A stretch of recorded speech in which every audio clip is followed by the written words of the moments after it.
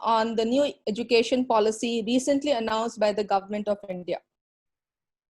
With this welcome note, now I request our principal, Professor Y. Ashok, to address the participants of the webinar. Thank you, Seema Madam. Ashok, sir. Yes. Good afternoon, everyone. Good afternoon, Nagaraj, sir. So, welcome to the webinar. And I am very eagerly looking forward to the policy discussion by Nagaraj, sir, on this new education policy. There are diverging opinions. Some people say it's a path breaking, and after 30 years of change, after 30 years, there is a change in education policy. And as a academician and as a principal of a degree college, I see a huge opportunity for a degree college in the new education policy. But see, even the ardent critics of the government have two opinions. First of all, they told, for example, one of the leading politicians told, it's an excellent policy, but they have a but there. They say, but will it be implementable? Is it practical to implement in a country like India?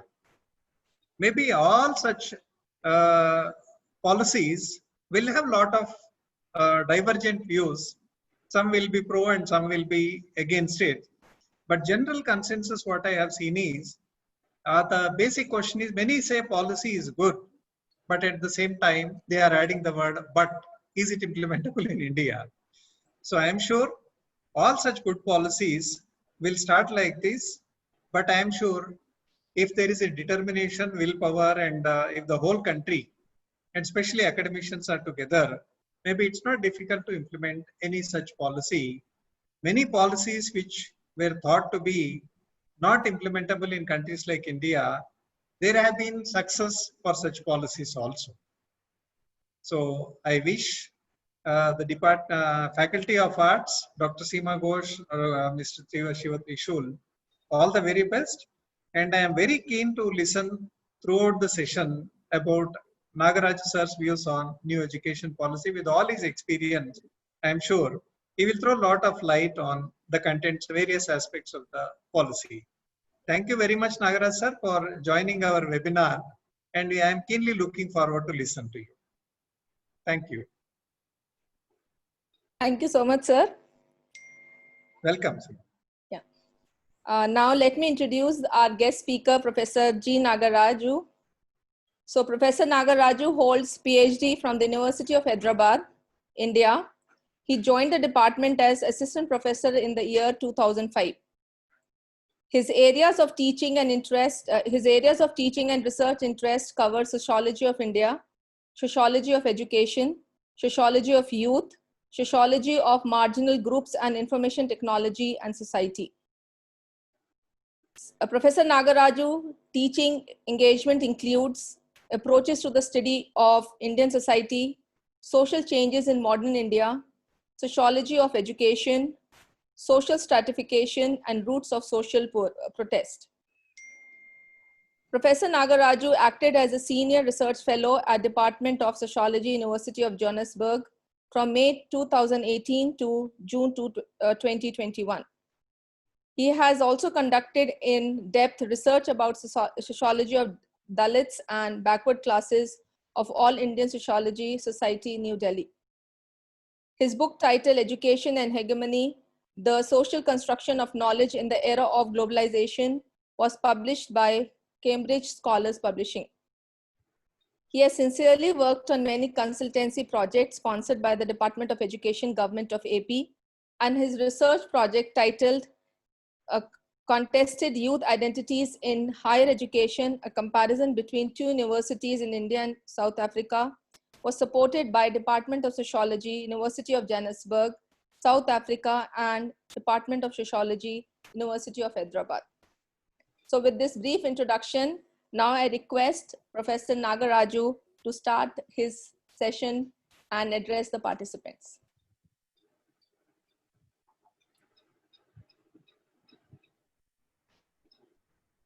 Professor Nagaraju, sir.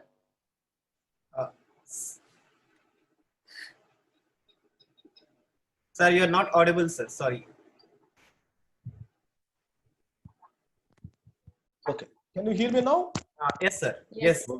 Right. Thank you. Okay. Dr. Seema Ghosh and Shiva, stop sharing the screen. Trishul and Dr. Y. Ashok sir, respected faculty members from Bhavan's Vivekananda College, student friends, and faculty members from different parts of the country, and students. It gives me immense pleasure to share my thoughts on the National Education Policy 2020. What is the significance of this National Education Policy, and why there is a why there is a divided public perception on the way the policy has been made and the way the policy has been received, and what is the and how to, as a practitioners of education, that is as a faculty members in the field of education, how to understand this educational policy is one of the big challenge. So before we are going to talk about the national education policy, I wish to flag on some of the ideological perceptions on the question of education. Why education has become so important in the modern era, and what is the meaning of education for 21st century.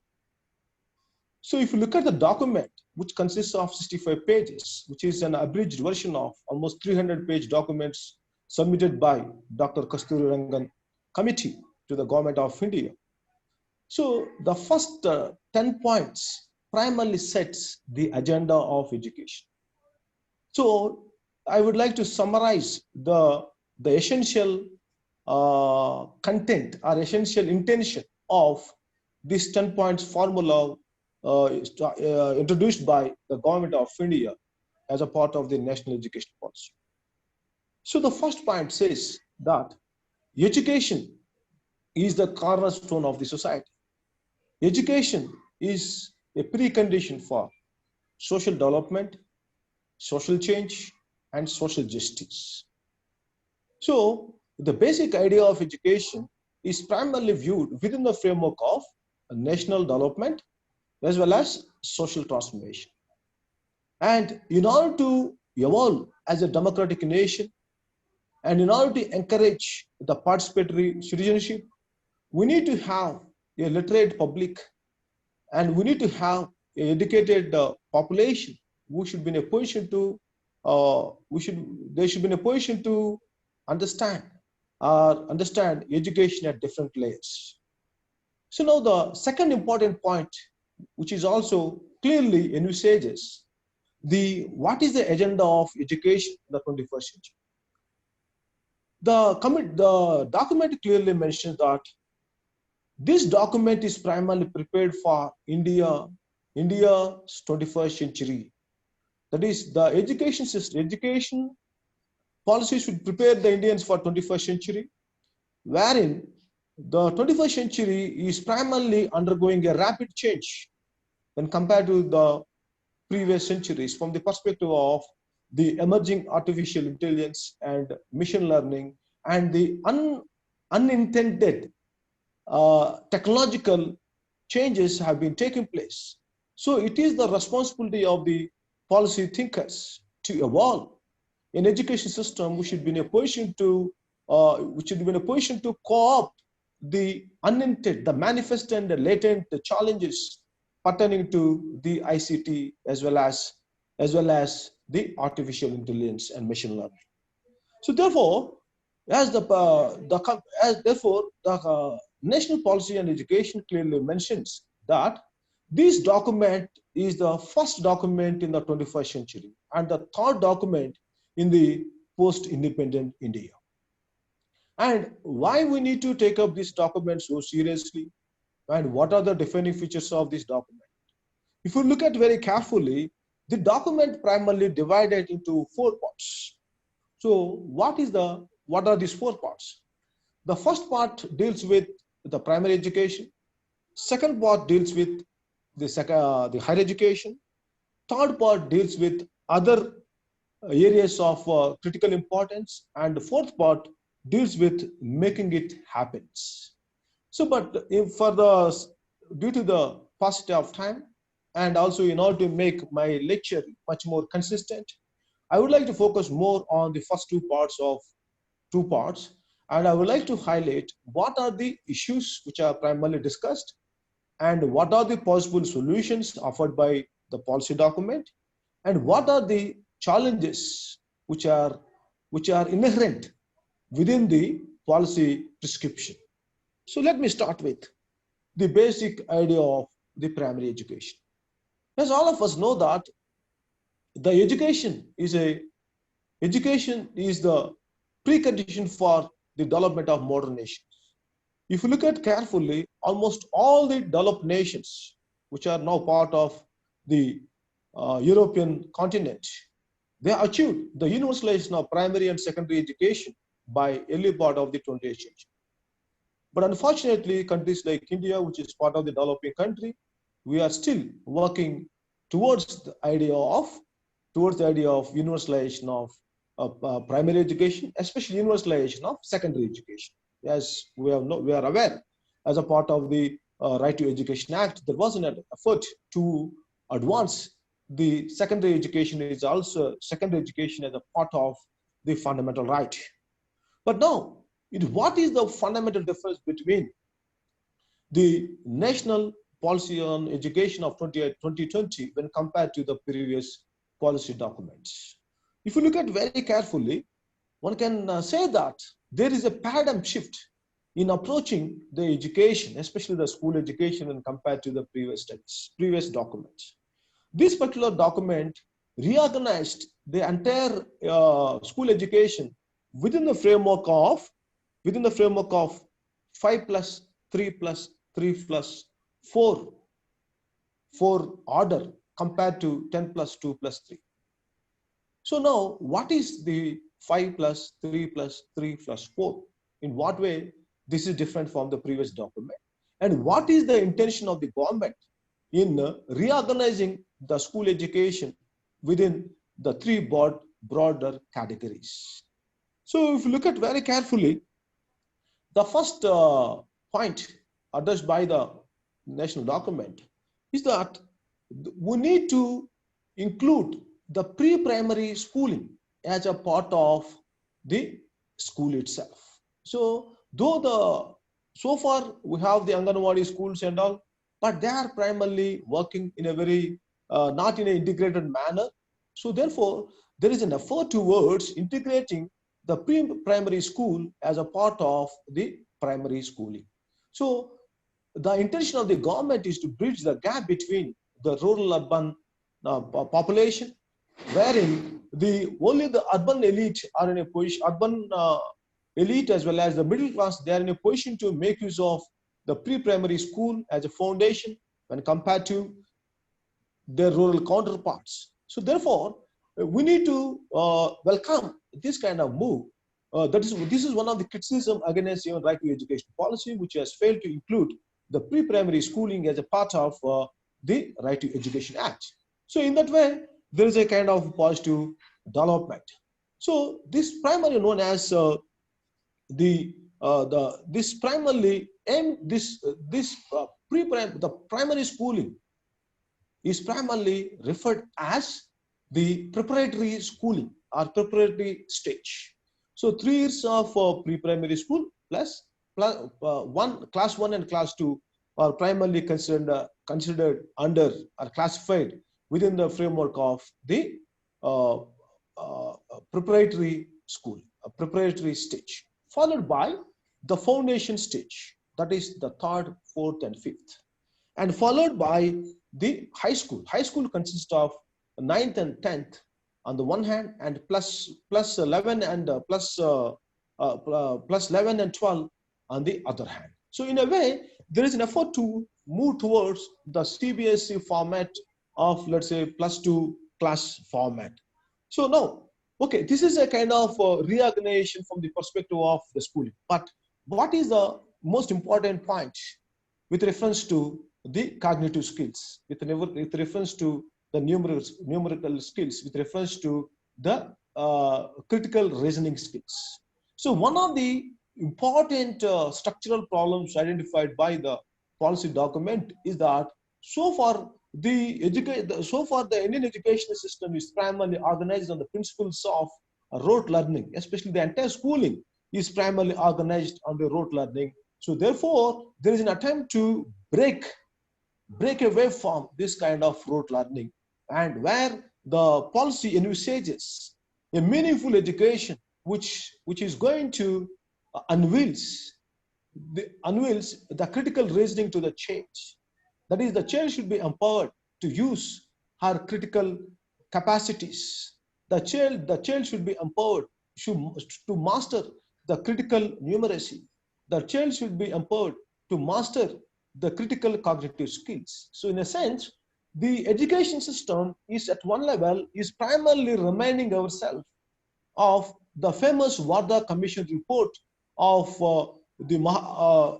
Warda Commission report prepared by the International Congress back to 1936, which was presented as a part of the Warda Declaration under the leadership of Mahatma Gandhi, which was also known for envisaging the idea of education from the perspective of holistic learning and holistic understanding of knowledge. So wherein the abstract knowledge is going to be only one element of the school, whereas the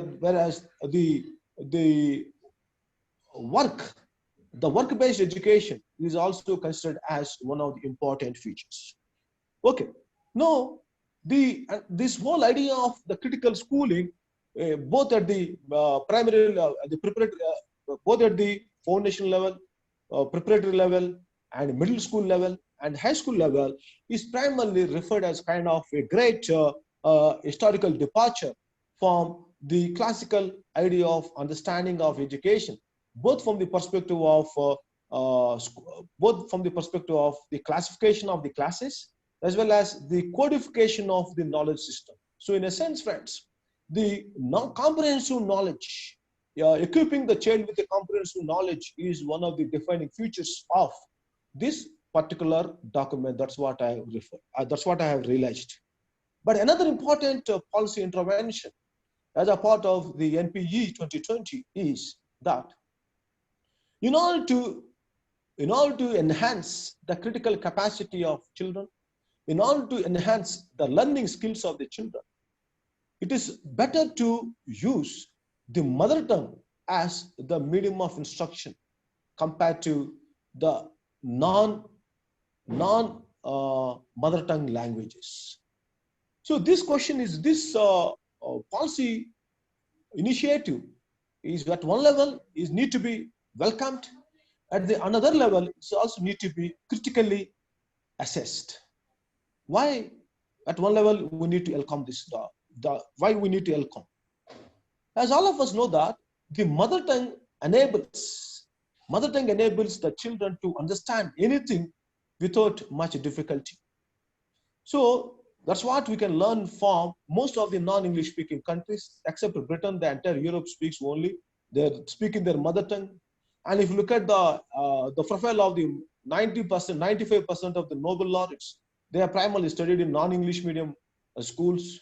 So in a sense, they studied in their respective mother tongues. So the basic global experience primarily implies that starting from Europe to our immediate neighboring countries like China, Japan, Korea, all these experiences primarily shows that mother tongue education is always ideal. So that therefore, the government of India's document clearly envisages that it is better to use the mother tongue until class 8.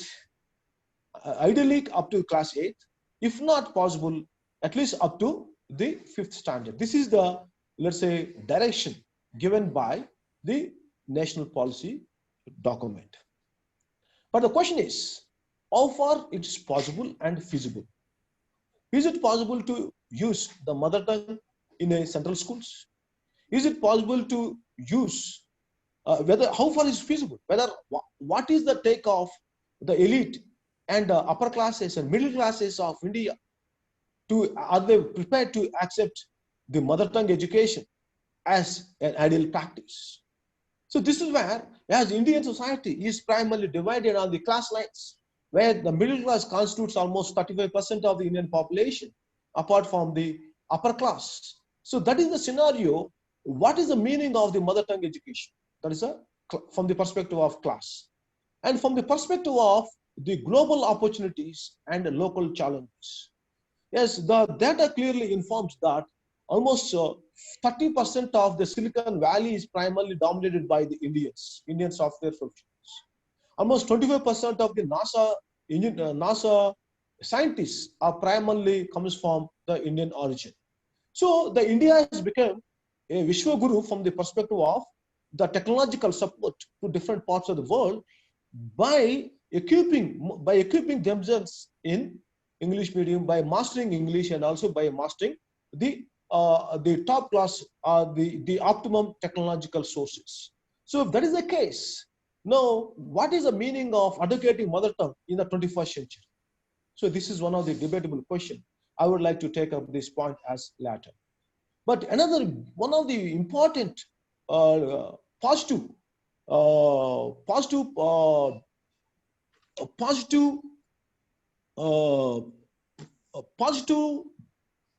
sign of the language question is that the first time the government of India is primarily talking about learning the classical languages of India, learning classical languages in addition to the 3 language form. So what are the classical languages? As the government of India recognized some 4 years back, all the southern languages, Telugu, Tamil, Malayalam, Kannada, and Odia. These are the 5 languages which are primarily referred as the classical languages of India. Apart from the Sanskrit, Pali, Prakrit, and Persian. These are the languages which are primarily referred as ideal to learn these languages in order to understand the great, let's say, great Indian civilization and history. So therefore, friends, my submission here is that we need to learn the Indian classical languages as well as the foreign languages which are going to give us an economic opportunity, which are going to open the doors of knowledge in different languages. So by learning the classical languages of India, we are going to retain the essence of Indian culture and civilization. By equipping ourselves with the foreign languages such as English, we are going to prepare ourselves to the global opportunities. So therefore, the document has taken a kind of balanced view from the perspective of the classical languages with the global languages. But the only problem is with the mother tongue education, right? And per se, I'm not against mother tongue education. But what I mean to say is that we need to advocate only one language form. That is, we need to have the mother tongue education from either from KG to PG, or we need to have only English as a medium of education from medium of language from KG to PG, wherein the mother tongues should be going to be only a part of the mother tongue education is going to be part of the syllabi, not the medium of instruction. So that's where that's where I found that the language is the medium of language at one level is considered as an important issue. At the other level is also referred as a great challenge. So now I would like to shift my focus on the question of the higher education. What are the defining features of higher education, and why and what is the takeoff policy document on higher education? As all of us know that India is the third largest higher education system in the world after America, China, and India is the third.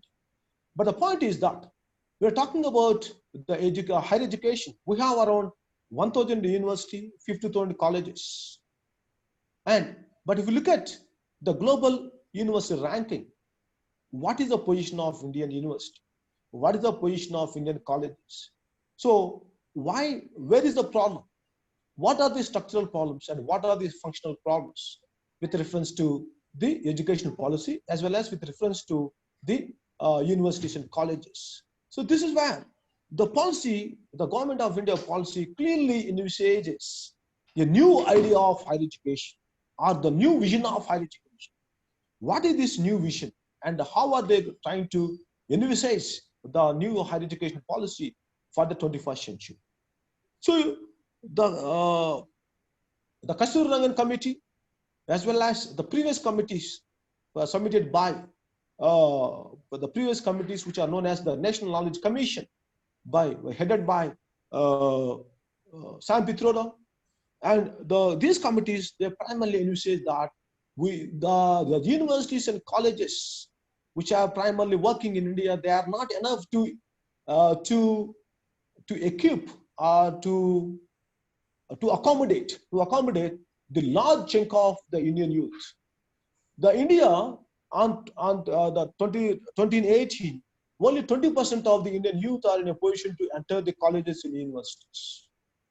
But the government of India's policy clearly envisages that by 2030, we are going to reach, we need to accommodate minimum 50% of the Indian youth into the higher education system. Because we need to learn some big lessons from countries like America, countries like Europe. Most of the Scandinavian countries in Europe are known for accommodating a large number of their youth as a part of higher education. But in the context of India, so despite our poor quality of education, but still is considered as a kind of higher education is primarily referred as a kind of elite good in the context of Indian society. So therefore, there is an attempt to break this kind of elite barrier, and there is an attempt to move forward by providing the quality education to the large chunk of the Indian population, so that they are going to be equipped, they are going to acquire the technological skills which are primarily required by the companies.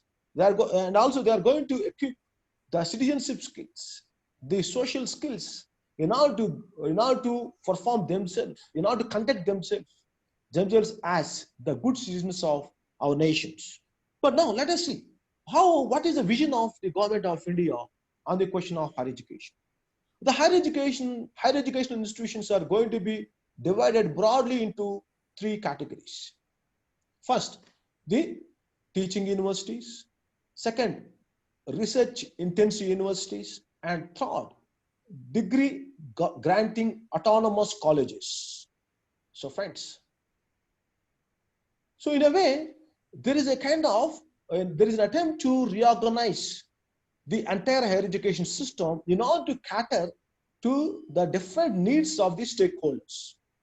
So when we're talking about the teaching university, the audience of the teaching university or the stakeholders of the teaching universities are going to be different from the research universities, wherein their interests are going to be different. So we have a typical, let's say, Usmania University, Hyderabad Central University on the one hand, and we have institutes like Indian Institute of Science, Bangalore on the other. So these are the different institutions which are primarily performing the different duties. But now the government of India policy is primarily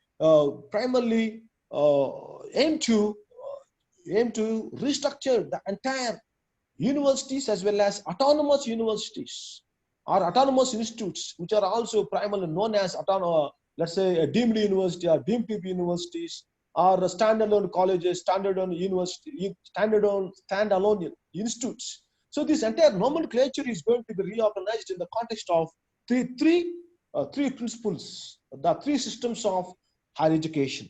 So let me focus on the third part, that is, what is the meaning of the degree granting autonomous colleges? So if you look at very carefully, as of now, I'm sure most of you are from the college background, you know better than me, but except only those colleges which are known as the best performing colleges, they have given the autonomy to grant the degrees, of course with lots of struggle. So until recently, most of the colleges in India, almost all the 100% colleges in India are primarily affiliated to some or other universities. But only now, just for last 10 years, there is an attempt to provide some kind of autonomy to the colleges. But now, the present document is primarily moving towards the institutionalization of autonomy on par with the universities to the colleges. I think this is going to be one of the greatest historical departure from the perspective of the colonial hangover. So because so far we are following the colonial, the British colonial idea of education system, wherein most of the colleges are primarily affiliated to the universities. So because of that, only the university professors are known for, let's say, controlling the entire, the base and superstructure of the college curriculum as well as the pedagogic practices. But now there is an attempt to, let's say, give away or give up this kind of age-old colonial policies and provide the autonomy to the colleges. Of course, the colleges are going to be assessed from the holistic perspective. They are not simply going to be given in autonomy just like that. But no, the point is that the aim of the government is to reduce this whole idea of the control, the university control on the colleges. So this is where, that's where one need to understand from the idea of there is a shift from government to governance. So there is a policy shift which need to be, let's say, celebrated. But another important policy advocacy of the document is that there is a argument towards holistic learning in educational institutions. What do you mean by holistic learning? And why the government of India is talking about holistic learning now? So now, if you look at very carefully, most of our universities and colleges are primarily moved away from holistic learning to specialized learning centers. So in a sense, if you take the history of Usmania University or Andhra University or any, let's say, Allahabad University or Mysore University, name any world universities, most of the world universities, they have different branches of knowledge from philosophy to physics. But unfortunately, over the last 30 or 40 years, there was an attempt to start the standalone universities and standalone colleges in the name of specializations. So therefore, that's why we have the law universities, law colleges, engineering university, engineering colleges, and the arts colleges and science colleges. So therefore, at every level, there is a kind of this whole idea of the division of labor on the basis of knowledge. The division of knowledge has primarily led to the fragmented outlook or fragmented approach to the very idea of understanding knowledge, which has a large number of dysfunctions against the whole idea of education itself. So therefore, the government of India policy is primarily aimed towards to invoke the education, not simply to use education as a center of training human resources. That's why the policy document clearly envisaged the renaming of the ministry from Ministry of Human Resource Development to Ministry of Education, where the human development is going to be part of the education. So therefore, friends, we should not reduce education to only the human capital management. Human capital management is only one part of the education. So this is where the policy document is primarily advocating for multidisciplinary educational institutions, MERU, multidisciplinary research university, MERU. So therefore, their idea of MERU is to ensemble all the branches of knowledge, including the professional colleges, that is in the medical colleges, in the engineering colleges, and the law colleges. Everything is going to be part of one umbrella university. So therefore, the basic idea is that here, that the idea of university for 21st century India is primarily inspired by the ancient idea of university. So that's where the policy document very clearly mentions about the clearly mentioned about the ancient universities such as Nalanda, Takshila. These were the universities which were primarily referred as centers of knowledge in the ancient era. But now, They are trying to argue that, but now the modern education is primarily colonized by the British imperialism. So therefore, in order to invoke the self-respect in the Indian education system, we need to work towards the idea of education, which primarily comes from the Indian ethos with global spirit.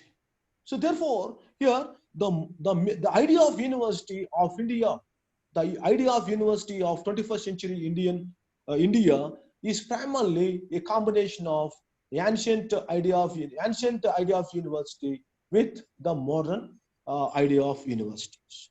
But another important feature of, so in a sense, friends, the multidisciplinary approach is going to be part of these new universities. And also they are planning to, in order to attract or in order to accommodate 50% of the Indian youth into higher education system, we need to expand the enrollments in a phenomenal manner. So the enrollments are primarily increasing in a gradual form. Now the government of India is primarily advocating for the phenomenal increase in the higher education. Then only we are going to achieve the 50% of enrollment rate by gross enrollment ratio by 2030. But what is the future of this multidisciplinary education in the 21st century? One of the important observations of the policy document is including vocational education as a part of schools and colleges and universities. I feel that this is one of the important historical break when compared to the previous policy models. And what is the significance of vocational education from the perspective of human resource management, as well as from the perspective of the technological advancement? What kind of lessons one can learn from the experiences of South Korea, Japan, and Germany, and also our neighboring country, China? So if you look at very carefully, we are following the British model of liberal education policy since the colonial times. And that's one of the reasons why most of the Indian youth and most of the middle class as well as the working class population, they are not even aware of what is ITI. Nobody knows what is the abbreviation of the ITI. But IIT is part of our public imagination. And why ITIs are not part of our public imagination? Where is the problem?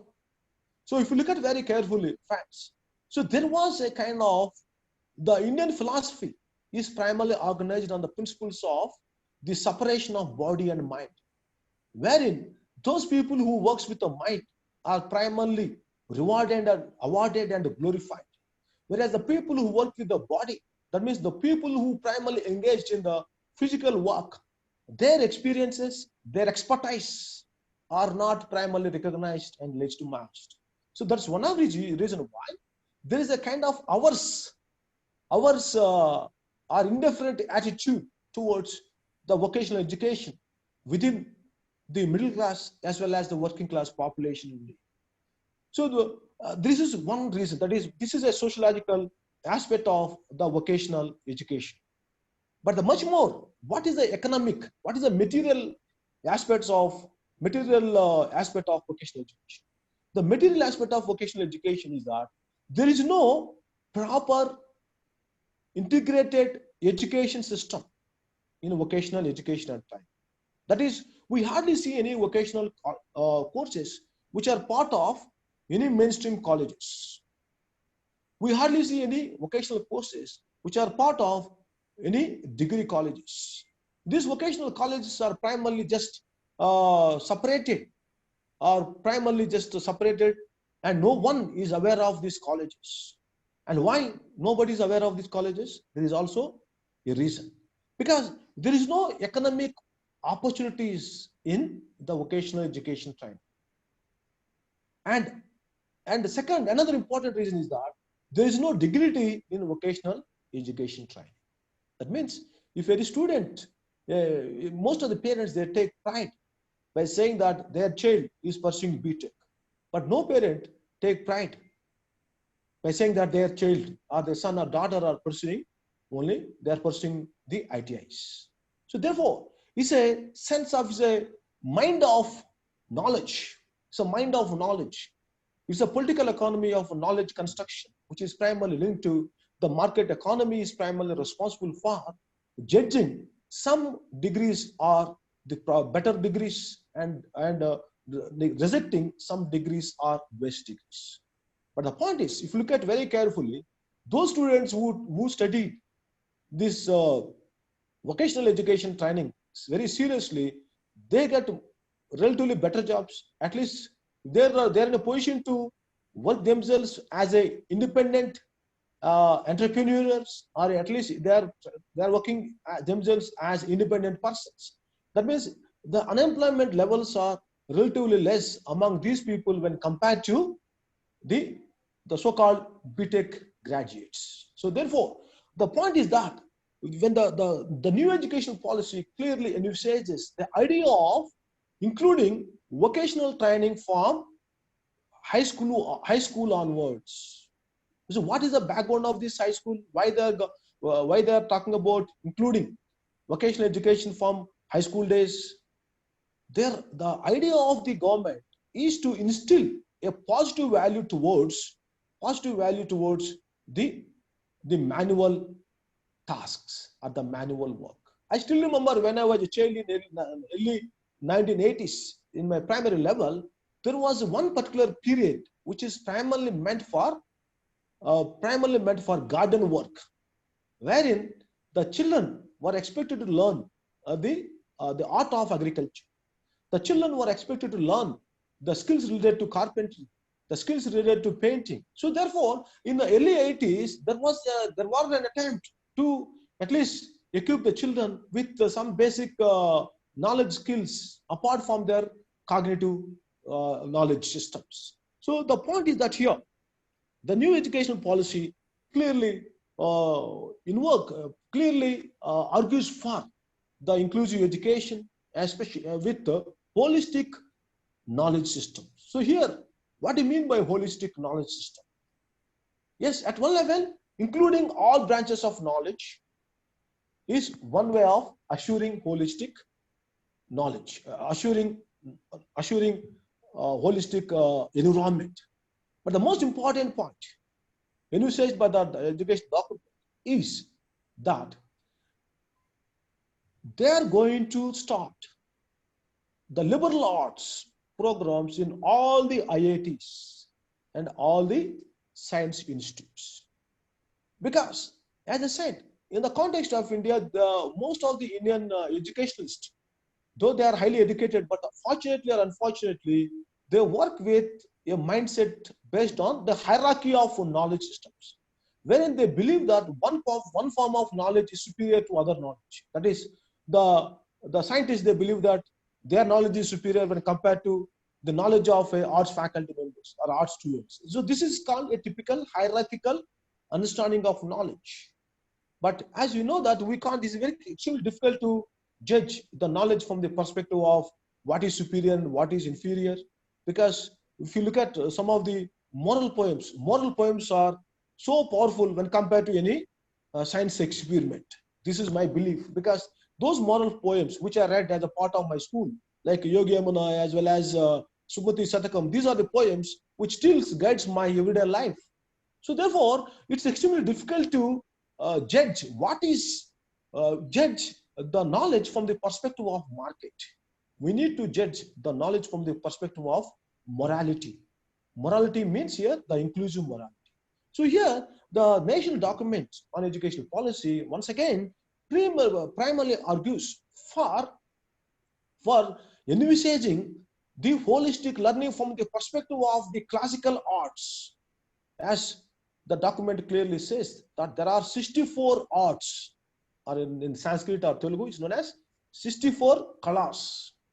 That is 64 arts, where the child should be equipped, the child or student should be equipped to acquire as many skills as possible at the end of her or his degree.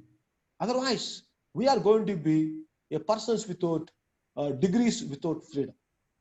That means we are the people of India, the Indian youth, they are acquiring the degrees, but degrees without knowledge, degrees without freedom.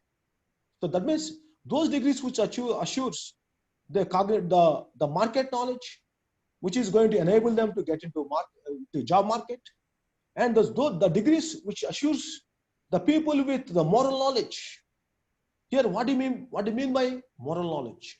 Yes, the document clearly invokes that we need to learn lessons from the classical idea of education, both from the perspective of science and from the perspective of arts and literature, wherein we need to, the child or the student should be equipped with the classical grammar, the classical literature, as well as the classical knowledge with reference to science and technology.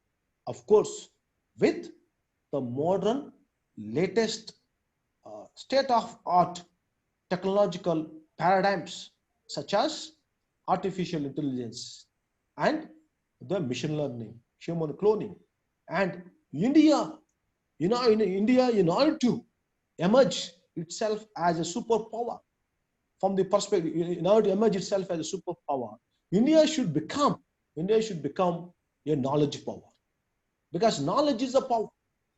So those countries which have become the global powers, they were known for spending almost minimum 5% of their GDP on education.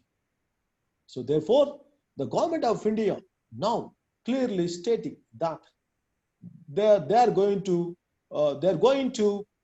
spend minimum 5% of GDP towards realizing the goals of education from KG to PG. So what is this? What are these goals of education? The goals of education, what are the larger goals of education? The larger goals of education is assuring the quality education for all from KG to PG. So this is the goal of the government of India's, let's say, 21st century education document. But what are the policies what are the strategies they are trying to adopt? So the government, the Kasturirangan committee, on the one hand, it talks about the public participation, that is the role of the government in expanding the education system from KG to PG. At the same time, they're also saying that the state should encourage the private participation in the higher education. So what do you mean by the private participation in the higher education, and how to understand? So if you look at very carefully, the private participation in a higher education need to be located at two levels: the private participation from the global players and the private participation from the national players. So that means the Kasturirangan committee on the one hand talks about on the one hand, it recognizes that day by day education is getting privatized. Day by day education is getting commercialized. We need to stop the commercialization of education, the commodification of education. But at the same time, the policy itself takes a contradictory view by stating that we need to encourage the private philanthropic organizations in educational field. So here, I would like to problematize what is the meaning of philanthropic organizations. What are the philanthropic organizations?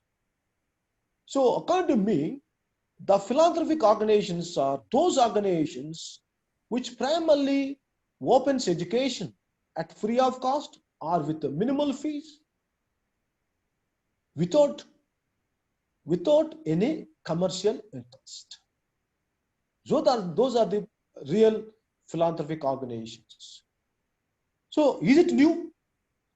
I feel that it is not a new policy in the context of India since ages, at least in the modern era.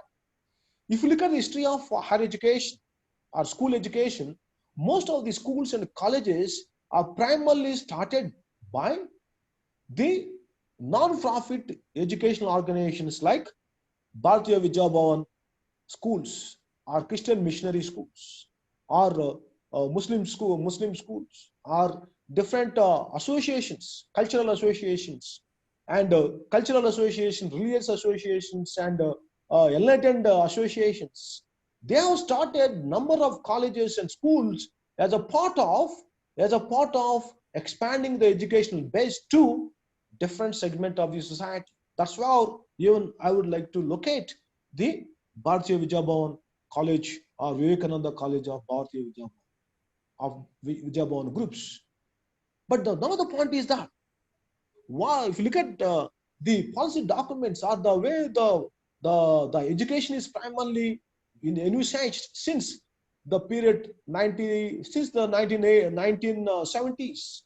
From 1970s onwards, the higher education is primarily getting into the clutches of the private players. So the classic example is the classic privatization of education in the context of Karnataka, followed by Maharashtra, Tamil Nadu, now Andhra Pradesh and Telangana. So almost all these southern states, plus Maharashtra, now they have almost 40% of the private colleges and institutes of India are primarily comes under these 6 states. So that itself indicates that the privatization of education or the private participation in education may lead towards the commercialization of education. This is the experience. This is the history. If that is the case, what is the meaning of the Kasturi Rangan Committee, which primarily talks about the private participation in higher education? So this is a question mark. Is it right to equate the institutes which are really working towards empowering the marginal sections of the society, or providing the quality education to the Indians, on par with the commercial players? So this is where I found there is a big challenge and there is a big contradiction within the framework within the educational framework. So I would also like to highlight that though the government is talking about, let's say, assuring quality education, and they're talking about the bringing unity across the disciplinary branches of knowledge in one particular educational institute, either in university or college, where we are going to have almost all the branches of knowledge. But the problem with the way the governance system is organized is that the government of India, instead of retaining the existing professional bodies such as UGC, ICSSR, or CSIR, or technical educational institutes, there are different, let's say, controlling agencies. But now they are going to be clubbed under only one particular umbrella organization called the Higher Research Foundation. So, okay, now the point is that now the entire higher education, that means 1,000 universities and more than 50,000 colleges are going to be clubbed under only one particular, let's say, particular management. So, which I feel is which goes against the spirit of the democratic management of educational institutions. This is what I feel, because it is going to work towards the concentration of power within the educational institution rather than the decentralization of power. So another point I would like to highlight and then stop is that when we're talking about the education sector, the education, though the government is saying that the policy document clearly says that 5% or 6% of GDP should be allocated in order to assure education for all at different layers and quality education for all to all the sections of the society. But how far they are committed, how far the government is committed to this commitment of the commitment is a big question. Because for the last 70 years, we have seen the government says something, ultimately they implement something. But that is the case. What is going to be the commitment of the commitment. This is another point.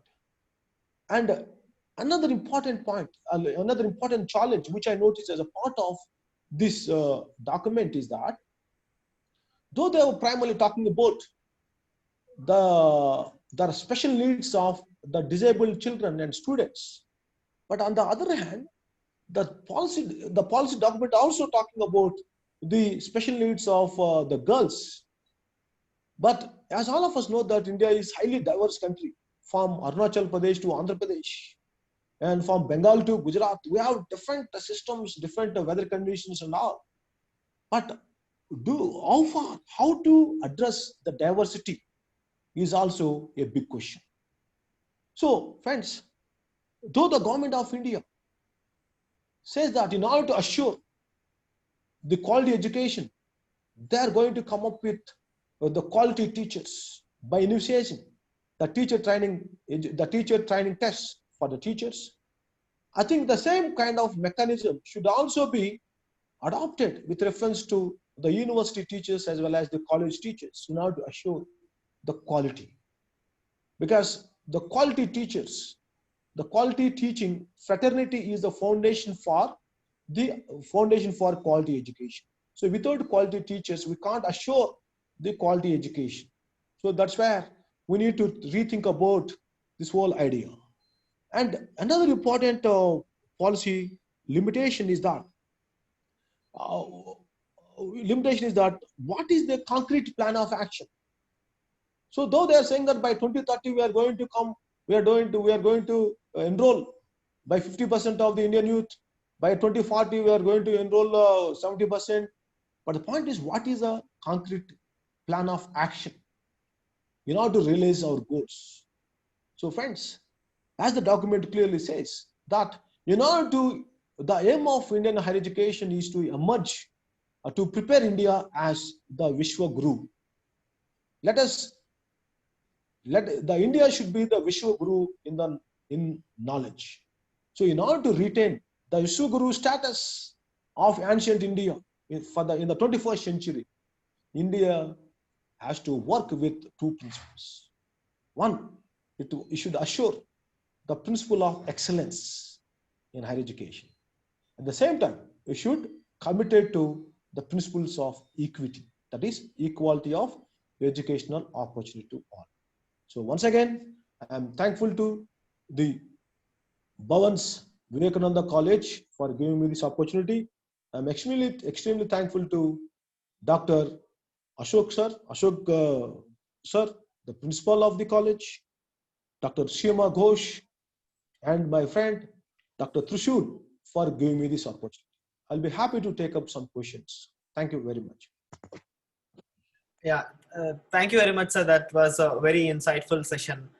You have seriously covered many issues that were pertaining to the contemporary times. Like, I've been reading on a lot of important information from multiple perspectives about this national education policy, especially about the commercialization of education and commodification, many other aspects that it is looking at. So we have a few questions from the audience, sir. I'll just read it out to you. Ms. Uma Jayender from one of the participants is asking, what will happen to settlers in other states whose mother tongue is different from the language spoken in that state, sir?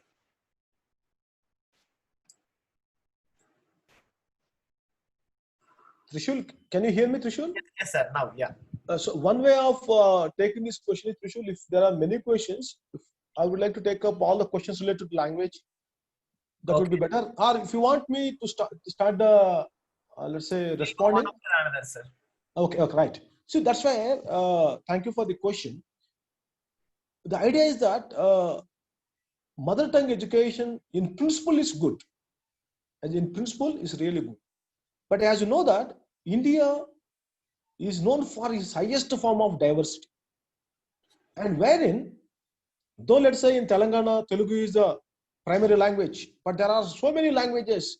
In Hyderabad itself, almost 50% of the speakers are non-Telugu speakers.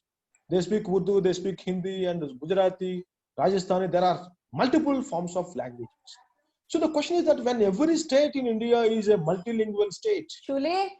so the point is that it's extremely difficult to advocate the mother tongue or the dominant language of one particular state as the medium of instruction. So therefore, the government has to rethink about the mother tongue education. I'm not against mother tongue in principle, but the mother tongue education goes against the principle of equality of opportunities from a linguistic perspective. Right. That is first. And secondly, it also goes against understanding, it also goes against exploiting the global opportunities. When English has become a global language, if you are going to study in mother tongue, only those people are going to miss the bus. Because I'm sure some of the senior faculty members here, those who are here, you would remember. Those who read the famous Kanya Sulkam, the novel and drama of Gurjad Apparao, in the novel, which is almost 150 years old novel, wherein the mother clearly advocates for English medium when father is advocating for Telugu medium. I am talking about 150 years of history. So that is the case. What is the meaning of mother tongue education in the 21st century? Okay, sir. We have one more question by Vikram Gokar. He asked that how much NEP 2020 is inclusive in terms of accommodating more people from socially and economically disadvantaged groups. Okay. So a very good question, friend. Vikram. So Vikram, one of the limitations or one of the challenges of this document is that the document considers all Indians as equals, not only from the perspective of they consider people as socially equal, economically equal. Because as we all of us know that Indian society is divided on the basis of gender, on the basis of social stratification, on the basis of economic stratification. And that's one of the reasons why the previous educational policies have been categorically envisaged the special programs which are meant for the underprivileged sections of the society. So yes, we need to follow uniform approach with respect to the special needs. We need to recognize the special needs of the children. Then only we are going to achieve the idea of equity. Equity is very, very essential because education is considered as a means of equality, is a source of, let's say, accessing the opportunities. Yeah, thanks, sir. We have one more question by Dr. Kasturi Srinivas. Do you welcome this new policy of education system in all the states? Is it possible to implement in India where languages are more than 126? So that's what I said. No, I already mentioned. Language is a major issue. As I said, already the mainstream, the dominant languages of the region or the dominant languages of the states are known for marginalizing the marginal languages such as Adivasi languages. Right? So if we take the case of Kerala, take the case of Karnataka. Karnataka is like a mini India. There are so many languages, almost half dozen languages are, let's say, followed in places like Mangalore and also in a district like Kasaragod of Kerala. So the point is that every state in India are primarily represents the linguistic diversity. So therefore, we need to respect the linguistic diversity. That's why I am saying, let us follow the 3-language formula or 4-language formula in the schools. Yes, we should respect. We need to use language as a medium of unity. That is correct. But at the same time, we need to also recognize the language which is going to give you an economic opportunity. Okay. So thank you, sir. We have a question from Satish Chandra. He says that affiliated colleges will be completely abolished. All institutions will have a choice to become autonomous, which may further lead to fee hike, curtailing of democratic rights like higher authoritarianism, and further intensify commercialization of education. How can the government control this type of problems is what is being asked by Satish Chandra. Okay, so this is a very good question. So, see, this is the other side of the coin. The first side of the coin is that, as the colleges are affiliated to the university, this whole idea started with a positive understanding, but over a period of time it became a dysfunctional. It was known for, the universities are known for controlling these colleges rather than guiding these colleges in a proper manner. This is my understanding based on my association with the college lecturers and the principals. But the point is that now the other side of the question is that, as the Kasturi Rangan committee categorically mentioned that we should curtail the commercialization and commodification of education. The government has to ensure, control the fee structure in order to prevent any form of commercialization. Let the colleges should enjoy the academic autonomy, not economic autonomy. So it is the responsibility of the government to monitor the colleges, like how, as a part of MSET, now the governments are controlling how much fee the student has to pay. Similarly, these colleges should be, the economic structure should be controlled by the government, whereas the academic autonomy should be given to the colleges. Okay. So, sir, in terms of skill set, I have a question to ask. Yeah.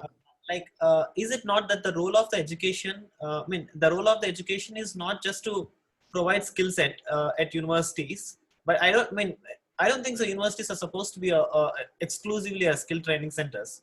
Right. But do you think that educational institutions like universities or higher education institutions, with this kind of turning universities to be skill training centers, will it bargain the power of the students who will not be allowed to dive deep into the subject of their choice?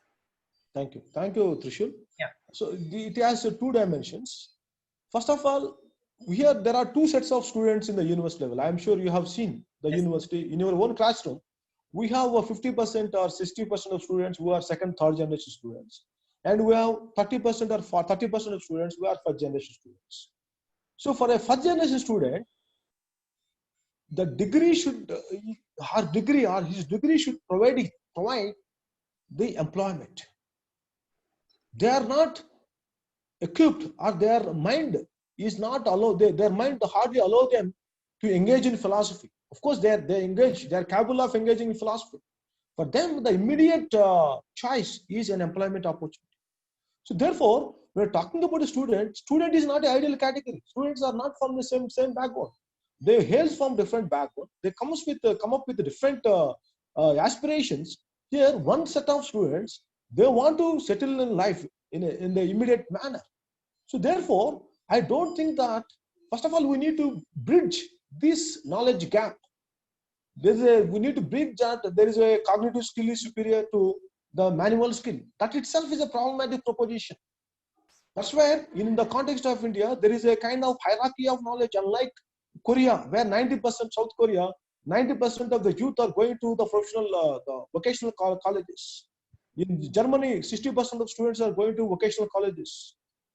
Japan, they are going to vocational colleges. This is the record of the National Education Policy 2020. This is not my data. But in India, because of the dichotomy, the separation of body and mind, that led to this kind of inferiority complex towards the degrees which are known for envisaging the skill. The skills are going to give them an employment opportunity.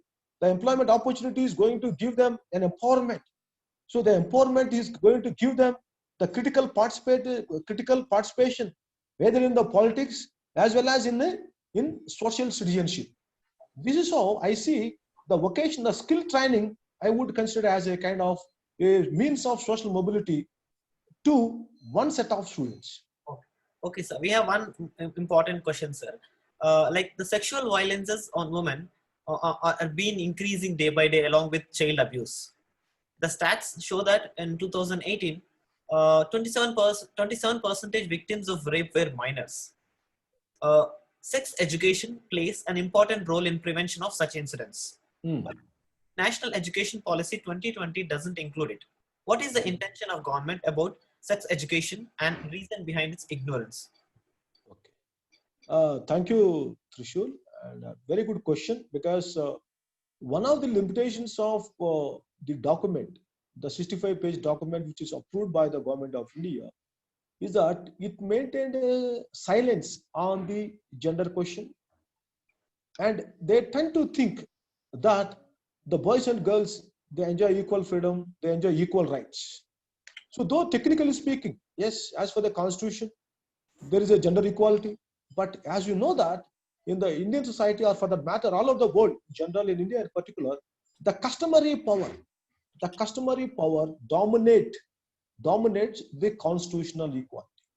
That is, though the boys and girls are primarily treated as equals, but it is the customary power which enable the boys to dominate the girls.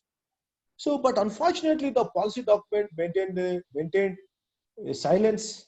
I think they have to evolve with new mechanisms by learning from the previous experiences. Already, it's not that there are no policy documents prepared by the previous governments. As the Kasturi Rangan Committee clearly mentions, that their document has learned so many things from the previous documents. If that is the case, they have to include some of the points which are related, which primarily assures the gender sensitive mechanisms, both in the schools, colleges, in the universities. Okay, sir. So one question from Sonika. So how easy it would be to make one syllabus at university and one entrance in the entire country? Okay. In principle, I accept the one test at the PG level for all over the country, for all the universities. Of course, it may be related to central university one test, state universities one test. But at the level of PhD, I feel that there should be an autonomy to the universities and autonomy to the colleges, because now what I realized in our university also, that the student is unfortunately has to pay a lot of money in order to appear for different exams offered by different universities. So I believe that common entrance test, one common entrance for all central universities, one common entrance test for state university, is going to be a good proposal, but at the PG level as well as the UG level. But I strongly feel that the universities and colleges should have autonomy with reference to the PhD recruitment, PhD admission. Okay, sir. Let me just go through this. So, any ideas about how when this NEP is going to be implemented? Is one of the questions again. That's why I said, in the context of India, there is a wide gap between the policy and practice. So that's why I said. So now the Kothari Commission of 1964 and 65 was considered as one of the best document prepared in the independent India, which was referred as one of the best document in the world. But because they advocated for the common schooling, they advocated for let's say common education for all, without any commercial intent.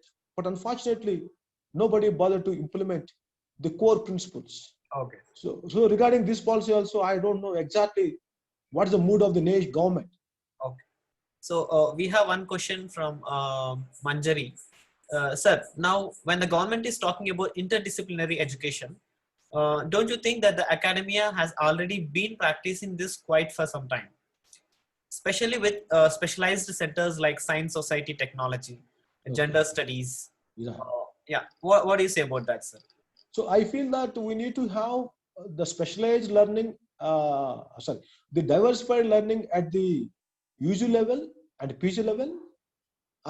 the diversified learning at UG level and the specialized learning at PG level. So that as the new policy is talking about a 4-year degree program, where they say that the student is eligible for PhD based on the undergraduate itself, like American model of education. So I see some kind of positiveness in this policy, because the student is going to save their time. Unlike the earlier policy of 2 years PG, 2 years MPhil, according to me is a waste of time, especially 2 years MPhil. So the removal of MPhil is really a welcome step. This is my personal opinion. Some people may reject it. But that's why I said at undergraduate level, the students should be exposed to highest form of diversity. At the PG level, there should be a specialized branch of knowledge. Okay, sir. Sir, what do you think? This is a question by Vijaya Mahajan. What do you think about the concept of autonomy and uniformity? Is it not contradictory? I think the uniformity is with reference to the uniformity is with reference to the nature of degree, the course design, the type of course and all, with reference to the unity. Autonomy with reference to the syllabi, preparation of syllabi, with reference to the pedagogic practices, with reference to accommodating the local conditions to consideration. I think that's where I see, and also with reference to intellectual persuasion, that is writing articles and publishing books. I think from that perspective, I feel that's what intellectual autonomy means for me. Okay, sir. Next question is by Khwaja Ziauddin.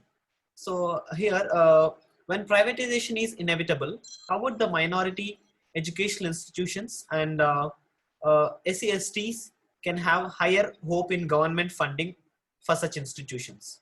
Okay, so very good question. So my reading is that as the document, like any other government document, they also mentioned about equity, equality, equal opportunity to all, and including they also the government also said that they are going to continue the Maulana Abdul Kalam fellowship and other fellowships like started by the previous government. But the most important question is that the minority institutions and minority institutions, as well as the institutions which are specially meant for the working marginal sections of the society, they should. That's where I feel that yes, at the one level, there should be there should be unity at the structuring of the degrees, but there should be a diversity with reference to approach to the specific categories, because each specific category demands a different attention. Because when you're talking about the Adivasi children or Adivasi youth from Assam, or Adivasi youth from Arunachal Pradesh, or from Orissa or Telangana, their requirements are different from the mainstream people. So we need to have a specialized mechanism, which are going to be, which should be based on integrated approach from KG to PG. Okay, sir. We'll take this last question, sir. Like, this is pretty lengthy. One person from Mr. M. Srikant, he's addressing you. Sir, I would like to inform a serious problem that many scholars are doing courses like bachelor's and master's in social sciences. But most of the courses and subjects are undermined and unrecognized by many institutions, especially in various universities across the country, which has no subject related to social sciences, hardly. So where we know the importance of subject pertaining to many research works. So he is requesting you what kind of alternative possibilities can we bring up in terms of social sciences. How do we give some more recognition for the entire streams of arts? So one of the major problems with our social science program, for that matter, even our science programs also, is that these programs are primarily visualized within the framework of very liberal and abstract idea of understanding. So, but in the context of the changing times, the student should be equipped with the context. There should be a convergence between text and context. That means if at all I'm reading about inequality in India, the student should be asked to go to the street or asked to conduct a small project as a part of his BA or a BA program, so that the students are going to equip with some kind of empirical knowledge skills, which would allow them to make use of the opportunity in the market. So therefore, we need to have we need to give equal recognition, equal importance to the text, that is the traditional knowledge. Traditional knowledge means I am talking about disciplinary knowledge, as well as the context which is demanded by the market. Okay, sir. So one last, sir, Mr. Shaukat Azim. Education is in concurrent list of the constitution, but how can it implement uniformity in here? So thank you very much, sir, Sokat sir, for your question. As you rightly mentioned, that education is part of the concurrent list, but as you aware, as all of us know, that the central government is primarily gives some kind of direction, wherein it is the responsibility of the state to implement those directions. Of course, there are two sides of this direction from the perspective of the states. The states, they try to implement those policies which are conducive, and they won't implement the policies which are not conducive. So the best example is when they're talking about the 3-language formula, the Tamil Nadu said that they are going to implement only 2-language formula. And with reference to English medium as well as mother tongue education, the government of Andhra Pradesh Chief Minister once again he says that they are going to stick only to English medium education. English medium as a minimum of instruction in the government schools in Andhra Pradesh.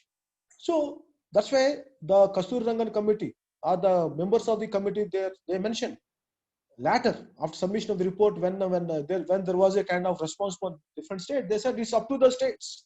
It's up to the state to take up this document. Okay, sir. Thank you very much, sir, for being here and address the most of the questions which are shot by the participants in it. I request Dr. Seema Ghosh any closing remarks, ma'am, or Professor Ashok sir. Professor Ashok sir is not online, Shiva. Oh, okay, ma'am. Yeah, I'm trying to unmute, but I don't think so. He must be busy. 1 second, I don't think so. He is online now. So in the meantime, I'll see if there is any other question that. Yeah, I'll just ask Principal sir. Sir. Principal sir, Ashok sir. Yes, sir.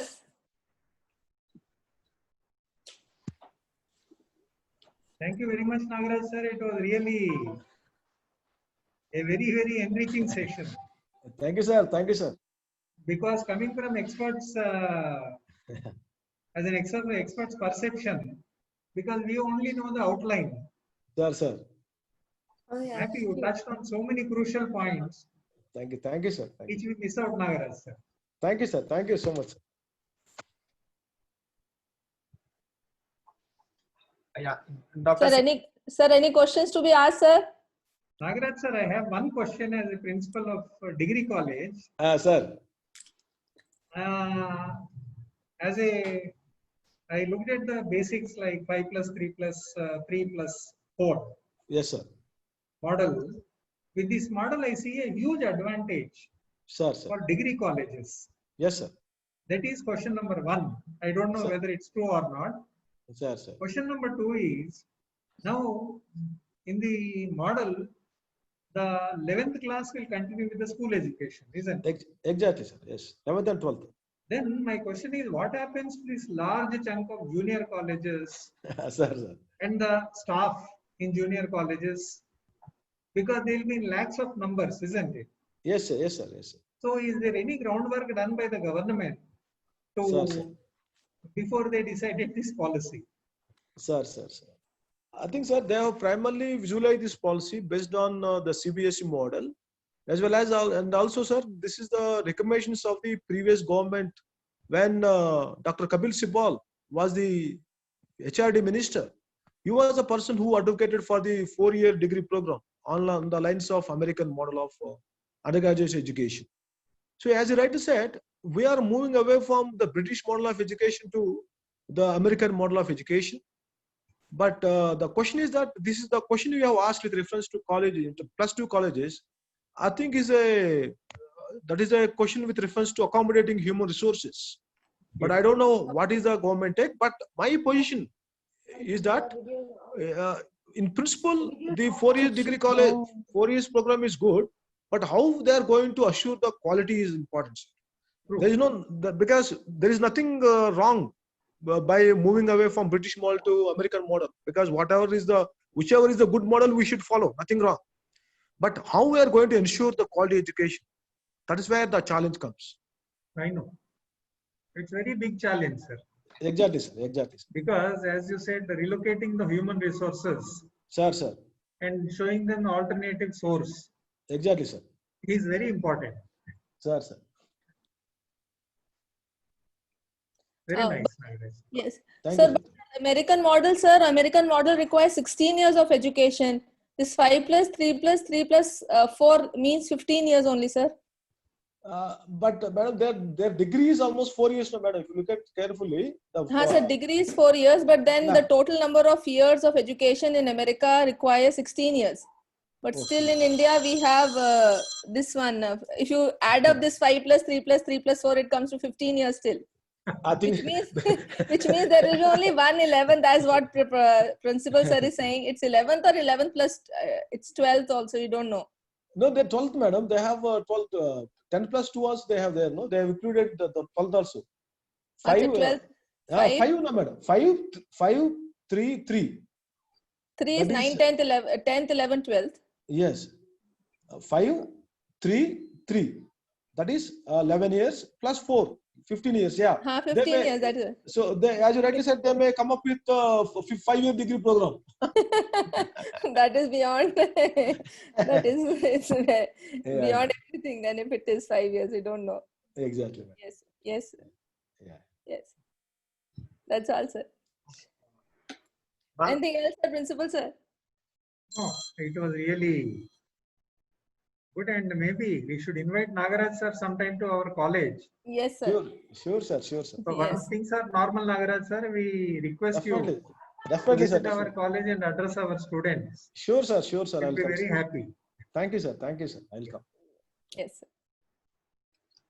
Shall we Yes, go sir. ahead with vote Or of the vote of thanks. Yes, Shiva. okay. I sincerely thank all the participants, first of all, for being here and listening to the session very patiently and putting forward a lot of questions related to the session that had happened. I thank Professor Nagaraju sir for immediately accepting when I called him up and said, "Sir, this is very important. We want." I found out, sir. I mean, I know him personally in University of Hyderabad, where he immediately recognized and was very happy, in fact, for calling him about this. And he immediately accepted. Thanks a lot, sir, for being here and providing a very good session.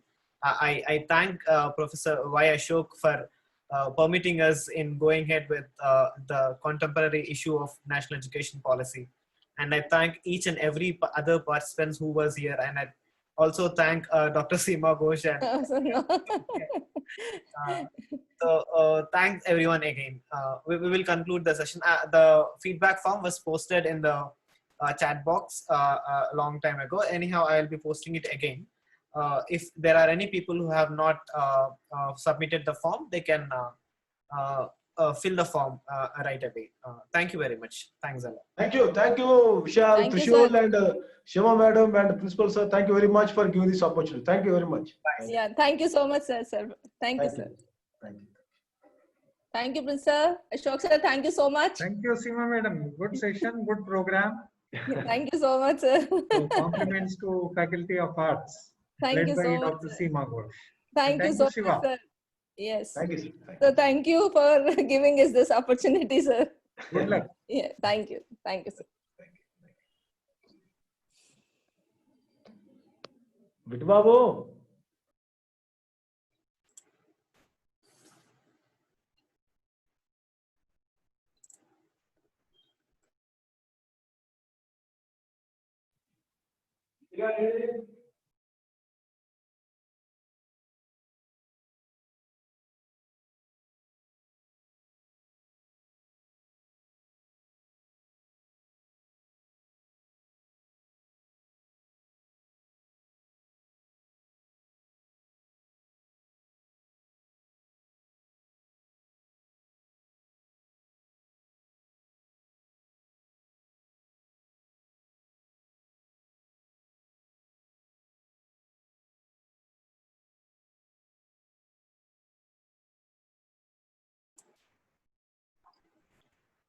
Ma'am, shall we end the session?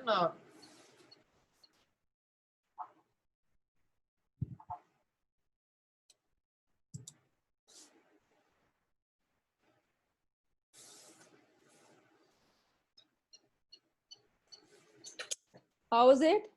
It went up very well. Yeah, it was good, ma'am. Huh. Uh, And the questions were very, I mean, people were getting excited to ask. Yeah. Good. He spoke very well. Yeah.